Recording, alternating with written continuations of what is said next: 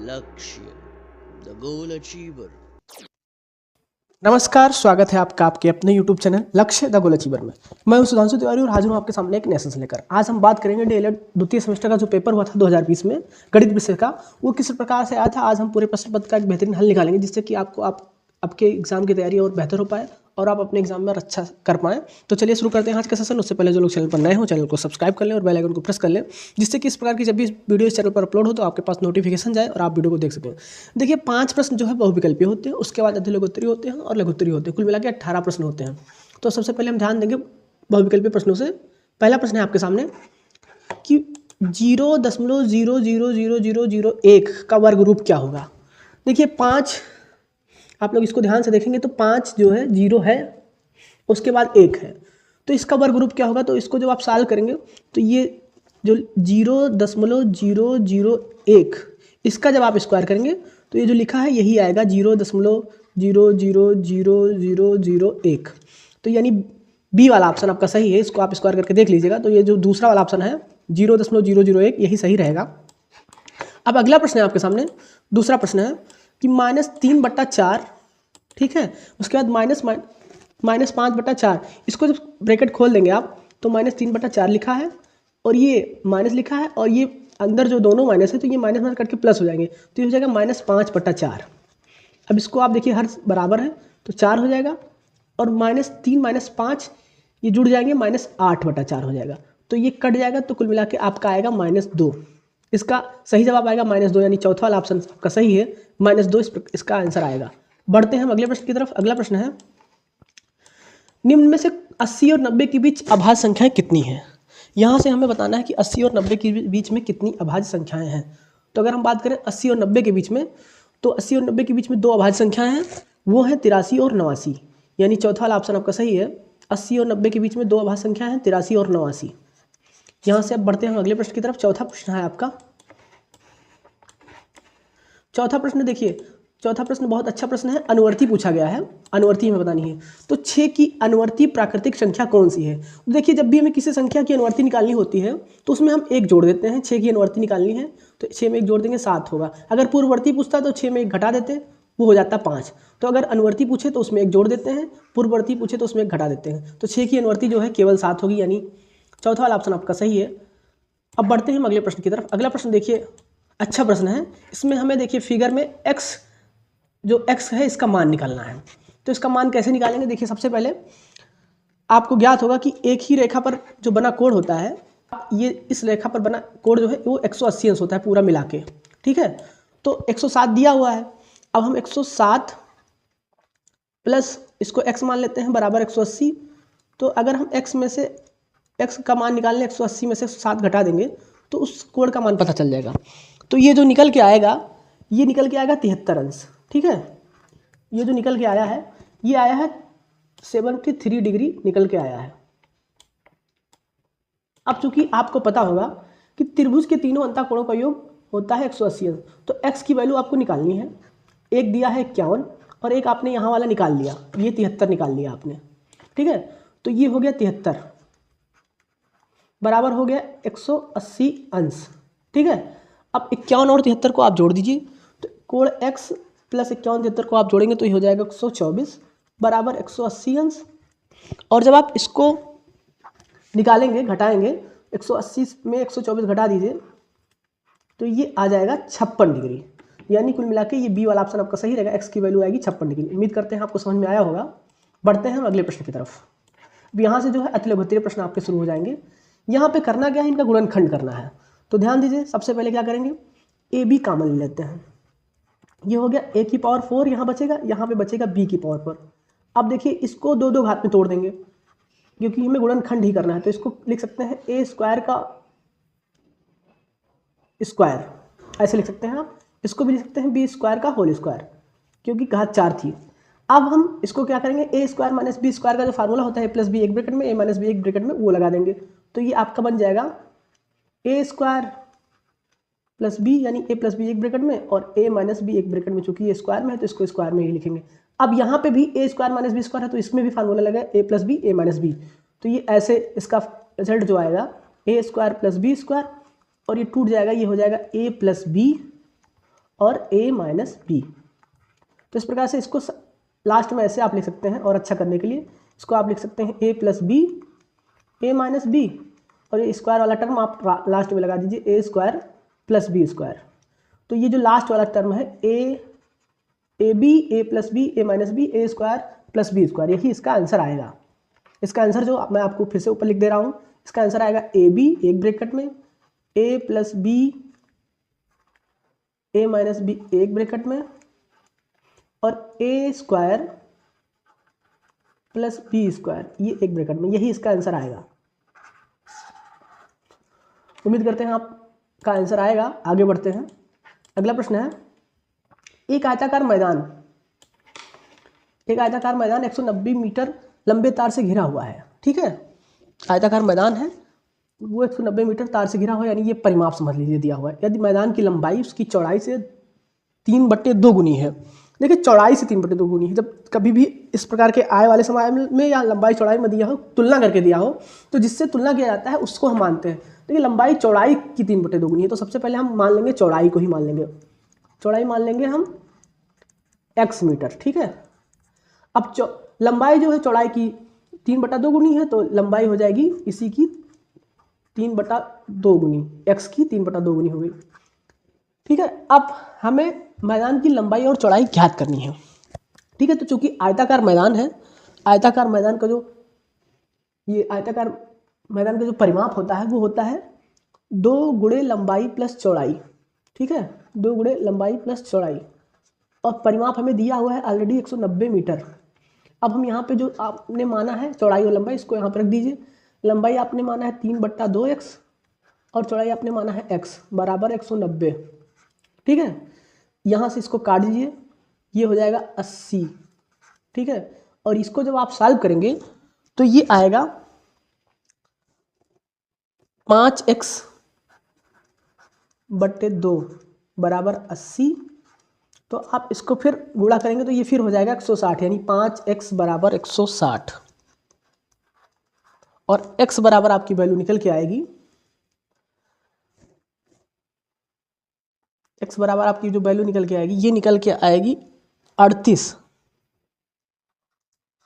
Metre x की value निकल के आएगी। तो चूंकि x जो है आपकी चौड़ाई है, तो ये चौड़ाई जो है आपकी निकल के आएगी 38 मीटर, और लंबाई 3/2 है, यानी हम 38 गुणे 3/2 कर देंगे तो ये आपकी चौड़ाई निकल के आएगी। तो इसको हम काटेंगे तो 19 दूना 38 होता है, 19 या 57, तो यानी आपकी लंबाई जो है 57 मीटर निकल के आएगी और चौड़ाई 38 मीटर निकल के आएगी। आपकी चौड़ाई जो है 38 मीटर आ गई और लंबाई जो है 57 मीटर आ गई। इस प्रकार आप सॉल्व करके देख सकते हैं। अब बढ़ते हैं हम अगले प्रश्न की तरफ। अगला प्रश्न देखिए, इसमें x की वैल्यू निकालनी है। इसको सॉल्व करते हैं, x एक तरफ ले आते हैं तो ये हो जाएगा आपका 8x माइनस 3x बराबर 6 माइनस 21/4। ये हो गया 5x, ये हो जाएगा 4, 6 चौक 24 माइनस 21/4। 5x बराबर 24 में से 21 घटाएंगे तो 3/4। x बराबर 3/20, ये आपकी वैल्यू आ गई x बराबर 3/20। यही इसका आंसर होगा, x की वैल्यू हमें निकालनी थी। अब हम बढ़ेंगे अगले प्रश्न की तरफ। अगला प्रश्न ध्यान से देखिएगा। इसमें जो है 2 समीकरण दिए हुए हैं और इन दोनों समीकरण से हमें जो है वैल्यू निकालनी है। ठीक है, तो सबसे पहले इन समीकरण को हल करने के लिए हमें x या y दोनों का जो आगे का टर्म है, संख्या है, इनको बराबर कर लेनी है। चाहे आप y का कर लीजिए, यहाँ पे देखिए x है तो यहाँ पे 2x है, यहाँ पे 2y है तो यहाँ पे y है। तो हम क्या करेंगे बराबर करने के लिए, पहले जो समीकरण है इसमें हम 2 से गुणा कर देते हैं। ठीक है, तो जो पहला समीकरण बन जाएगा वो बन जाएगा 2x प्लस 4y। 2 से गुणा कर रहे हैं तो सभी टर्म में इसका गुणा होगा बराबर 14। और दूसरा समीकरण ऐसे लिखा रहने देते हैं 2x प्लस y बराबर 5। ये हमने गुणा क्यों किया, जिससे कि ये टर्म देखिए, देखो अब 2x बराबर हो गया, इसको हम घटा देंगे तो एक टर्म गायब हो जाएगा, आप एक वैल्यू निकाल सकते हैं। तो यहाँ से 2x कट गया, अब घटाएंगे तो 3y बराबर आपका 14 में से 5 घटाएंगे तो 9 आ जाएगा। ठीक है, यहाँ से आप y की वैल्यू 3 ले आए। अब y की वैल्यू किसी भी इक्वेशन में आप रख दीजिए, आपको x की वैल्यू मिल जाएगी। तो y बराबर 3 है तो हम दूसरे वाले इक्वेशन में रख दे रहे हैं 2x प्लस 3 बराबर 5। यहाँ से x की वैल्यू आप निकालेंगे, 2x बराबर 2 आएगी और x की वैल्यू जो है वो आ जाएगी 1। तो आपकी y की वैल्यू 3 आ गई है, x की वैल्यू 1 आ गई है। यहाँ पे हमें यही निकालना था, x और y की वैल्यू निकालनी थी। अब उम्मीद करते हैं आपको क्वेश्चन समझ में आया होगा। 10वां प्रश्न जो है ये 5 मीटर गुणे 2 मीटर आयताकार पेंदे वाला हौज है। तो ये समझ लीजिए कि लंबाई गुणे चौड़ाई दिया हुआ है। तो ये 5 गुणे 2 आप कोई भी मान सकते हैं लंबाई चौड़ाई। इसमें 1.5 मीटर ऊंचाई तक पानी भरा हुआ है, ठीक है। ऊंचाई दिया हुआ है 1.5 मीटर, ठीक, सब मीटर में ही दिया हुआ है, ये भी मीटर में। याद कीजिए कि इस हौज में कितना पानी आएगा। तो याद रखिएगा कि लंबाई चौड़ाई दिया है तो और ऊंचाई भी दिया है, तो तीनों चीज़ दिया है। तो हम इसका जो है आयताकार है तो इसका हम जो है आयतन निकाल सकते हैं। अब चूंकि हम यहाँ पे निकालेंगे हौज का आयतन, क्योंकि हमें तीनों चीज़ें ज्ञात हैं। हौज का आयतन बराबर होता है लंबाई गुणे चौड़ाई गुणे ऊंचाई, लंबाई गुणे चौड़ाई और गुणे ऊंचाई। देखिए 5 गुणे जो दिया था वो लंबाई गुणे चौड़ाई था और ऊंचाई जो है हमारा 1.5 मीटर हो गया। जब आप इसको गुणा करेंगे तो ये आएगा 15 मीटर, 15 मीटर क्यूब। ये हौज का आयतन आ गया, ठीक है। जो कि 1 मीटर क्यूब में होता है 1000 लीटर। अगर आपके पास कोई ऐसी टंकी है जिसकी ऊंचाई लंबाई और जिसकी लंबाई चौड़ाई ऊंचाई तीनों 1-1 मीटर है तो उसमें 1000 लीटर पानी आएगा। अब चूंकि आपने हौज का आयतन निकाला है 15 मीटर क्यूब, 1 मीटर में होता है 1000 लीटर, तो इसलिए 15 मीटर क्यूब में कितना होगा, 15 को 1000 से आप गुणा कर देंगे तो ये आ जाएगा इसका आंसर 15000 लीटर। इसका आपको समझ में आया होगा। इसमें हमने इसका आयतन निकाल लिया, लंबाई चौड़ाई दिया था और ऊंचाई भी दिया था, तो हमने हौज का आयतन निकाल लिया तीनों को गुणा करके। अब चूंकि 15 मीटर क्यूब निकल के आया और 1 मीटर क्यूब में 1000 लीटर होता है, तो 15 मीटर क्यूब निकल के आया था तो उसको 1000 से गुणा कर देंगे तो 15 मीटर क्यूब हो जाएगा। बढ़ते हैं हम अगले प्रश्न की तरफ। अगला प्रश्न है, देखिए अगला प्रश्न भी अच्छा प्रश्न है। एक त्रिभुज का परिमाप दिया हुआ है, समबाहु त्रिभुज है और इसके हमें क्षेत्रफल निकालना है। तो चूंकि त्रिभुज का परिमाप, देखिए समबाहु त्रिभुज है तो तीनों भुजाएं बराबर होंगी, तो समबाहु त्रिभुज का जो परिमाप होता है वो 3a होता है, क्योंकि तीनों भुजाएं बराबर होती है तो सभी भुजाएं a मान लें। ये दिया हुआ है 12, जहाँ से a की वैल्यू निकालेंगे हम तो भुजा निकल के आ गई 3 चौक 12, ये भुजा निकल के आई 4। और समबाहु त्रिभुज का जो क्षेत्रफल होता है √3/4 गुणे भुजा स्क्वायर। यहाँ पे हमने भुजा निकाल दिया है, 4 आ गई है, यहाँ पे भुजा रख देंगे भुजा स्क्वायर।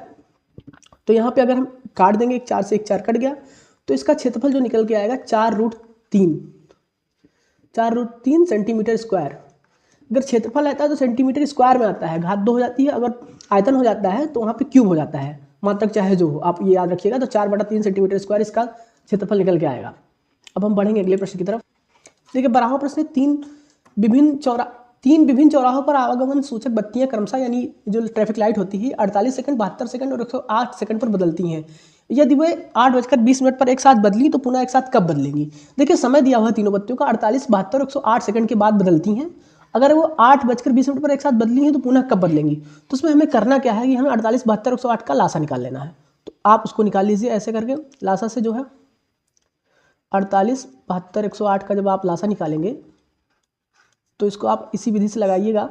ये 24 दूना 48, 36 दूना 72, 54 से आप काटते जाएंगे, लासा निकाल के आएंगे तो लासा निकलेगा इसका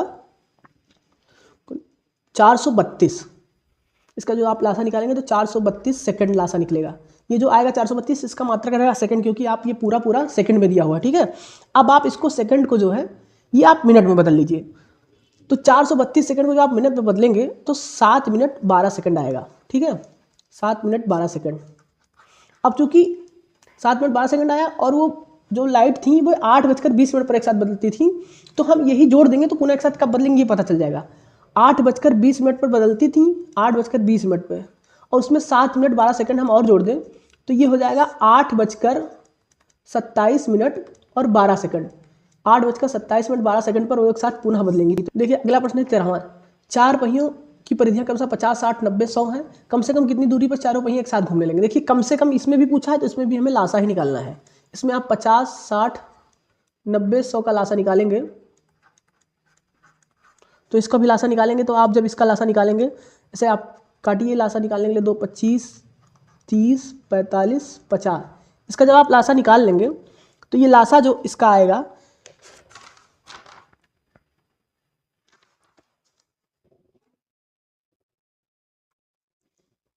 आप इसको लासा निकालेंगे तो ये आएगा 900, ठीक है। तो ये 900 सेंटीमीटर दूरी चलने के बाद ये चारों पहिए एक साथ पूरा चक्कर लगाएंगे। इसको आप सिंपल से इसका लासा ही निकालना है, 50, 60, 90, 100 का लासा निकालेंगे तो आप वो आएगा 900।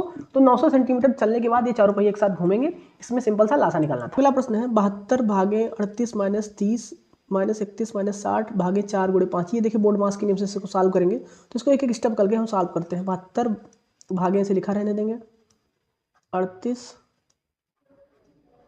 30 माइनस 31। देखिए भाग, सबसे पहले भाग की प्रक्रिया की जाती है, तो 60 को 4 से भाग देंगे तो 15 आएगा, और हम यहाँ पे गुणा कर देंगे, ऐसे बाकी नोट कर लेंगे। एक एक स्टेप हमें सॉल्व करना है। अब देखिए 72 ऐसा लिखा रहेगा, 38 यहाँ पे 30 लिखा हुआ है, यहाँ पे 15 × 5 = 75, यहाँ पे आप 31 माइनस 75 कर देंगे, ये ब्रैकेट ऐसे बंद कर देंगे।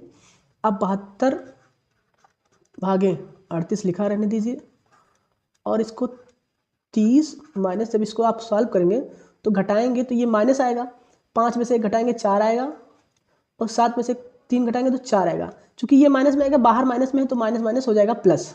ठीक है, अब आपको करना क्या है, 72 भागे 38 माइनस, ये आप जब सॉल्व इसको जोड़ेंगे आप, तो ये आ जाएगा 4 और 4 3 7, 74 आएगा। ठीक है, 38 में से 74 आप घटाएंगे तो 4, 14 में से 8 घटाएंगे तो 6 आएगा, और 6 में से 3 घटाएंगे तो 3 आएगा। तो ये माइनस में है 36 और भागे 72, तो 36 दूना 72, यानी इसका जवाब आएगा -2। उम्मीद करते हैं आपको समझ में आया होगा। इसको ऐसे एक एक स्टेप सॉल्व करेंगे, इसका आंसर आएगा -2। यहाँ बड़ी से बड़ी संख्या ज्ञात कीजिए जिसमें 49, 59 और 109 से भाग देने पर क्रमशः 1, 3, 5 है। अगर आपको याद हो तो फर्स्ट सेमेस्टर में भी आपको ये सवाल मिला था, 49, 59 और 109 से भाग देने पर 1, 3 और 5 बचे। तो इसमें आपने किया गया था, 49 में शेषफल 1 बच रहा था, तो इसको आपने 1 घटा के ये संख्या हो गई 48। और अगला संख्या थी 49, 59 में से 3 घटाने पर क्या बच रहा था, तो ये आपका 56 हो गया। और जो 108, 109 है, उसको भाग देने पर 5 बच रहा है, तो इसको हम कर देंगे 104। अब जो ये तीनों संख्याएं आई हैं, 48, 56, 104, इसका आपको मासा निकाल देना है। तो अगर हम 48 का मासा निकालें, जो मासा आएगा वही आपका वो छोटी छोटी संख्या होगी जिसको इससे भाग देने पर 1, 3, 5 बचेगा। तो मासा हम निकालते हैं, तो 48 का मासा 2 × 2 × 3 × 2 × 2। ठीक है, 56 का भी निकालेंगे इसी तरीके से, तो ये आएगा 2 × 2 × 2 × 7।